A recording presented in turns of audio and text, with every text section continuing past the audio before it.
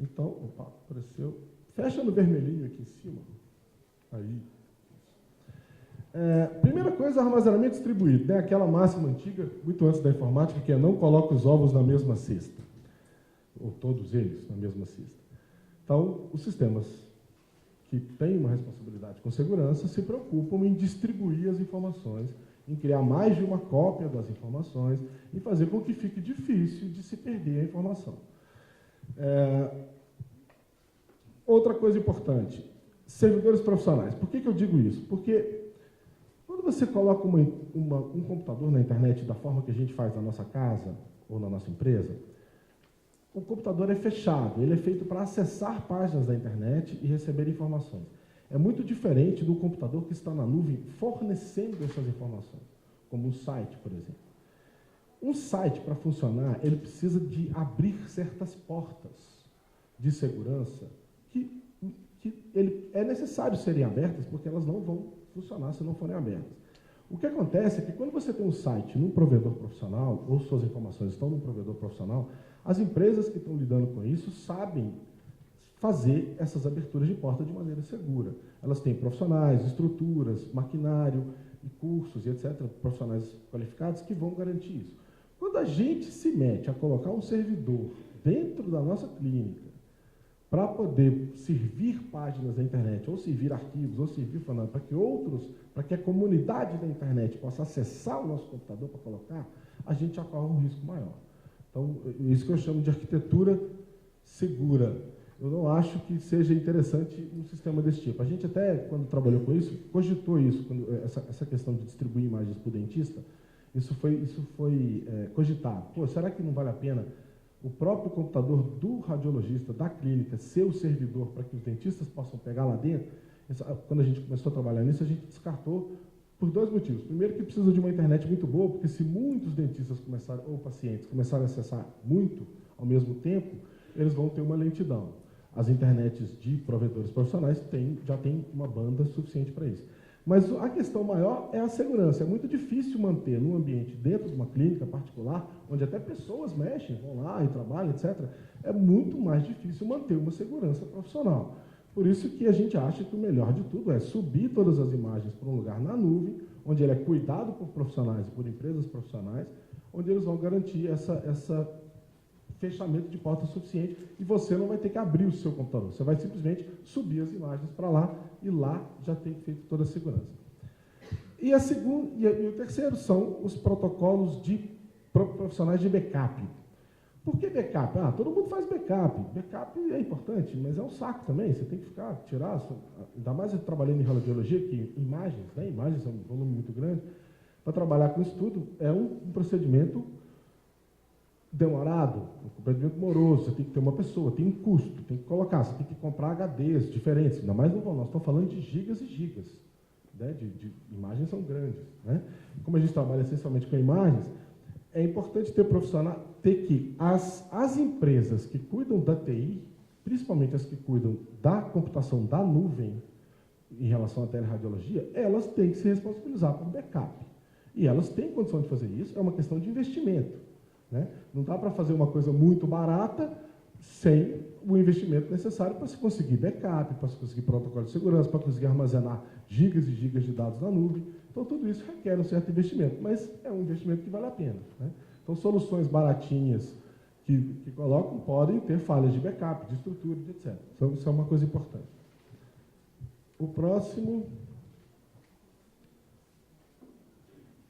joia, obrigado. Adulteração de informações. Ali tem uma fotozinha do George W. Bush, de muçulmano. Claro que é uma montagem, né? Uma chamada montagem. Essa é de brincadeira, é fácil de olhar.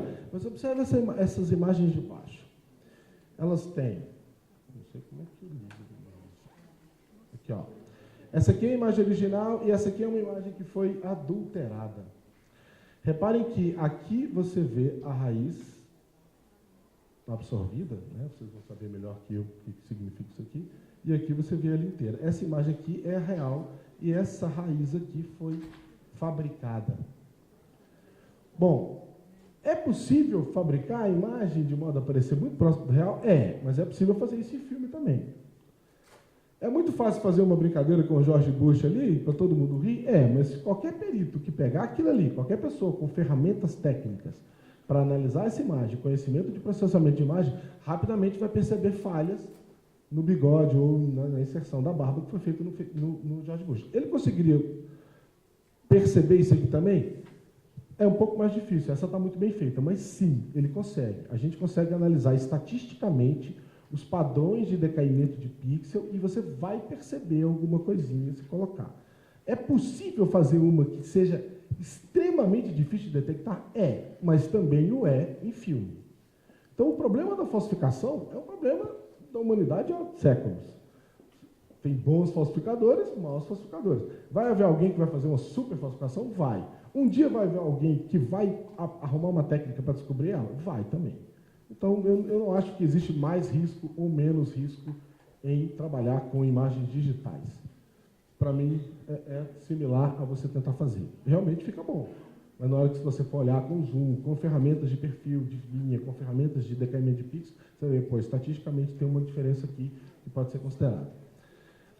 Bom, aí em função disso vem certificação digital, que é uma forma de criptografar uma assinatura da imagem para que garanta que ela não seja alterada.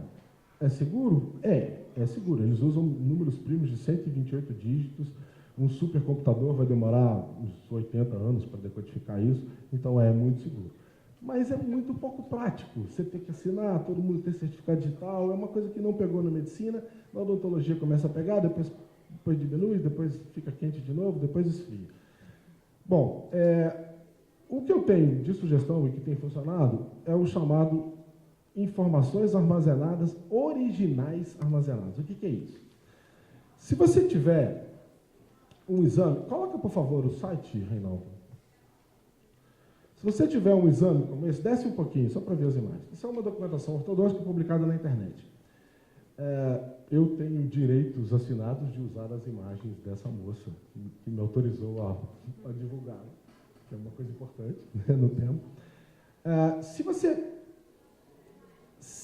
Digamos, todo mundo tem muita preocupação, os nossos colegas vão poder falar melhor, mas todo mundo tem a preocupação do processo que o dentista sofre por algum tipo de má conduta, e isso a defesa que ele tem seria a documentação, seria a imagem.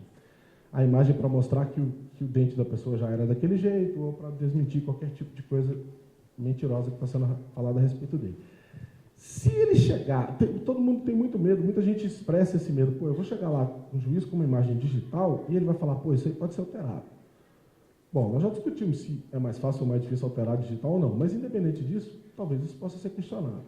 Se o cara chegar lá com um CD, com um pendrive, com uma cópia da imagem, realmente não se pode dizer muito sobre ela sem uma análise direita. Se a outra parte questionar e falar que há um problema, um defeito, uma alteração, você vai ter que fazer perícia para poder colocar.